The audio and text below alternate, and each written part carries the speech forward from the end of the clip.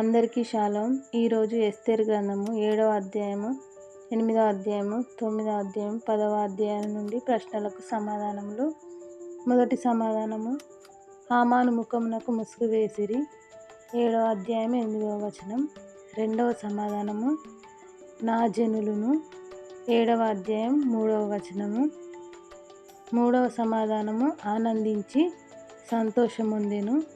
8వ అధ్యాయం 15వ వచనము. 4వ సమాధానము, ఏ మానవుడును మార్చజాలడు. 8వ అధ్యాయం 8వ వచనము. 5వ సమాధానము, బాధ్యతగా. 9వ అధ్యాయము 28వ వచనము.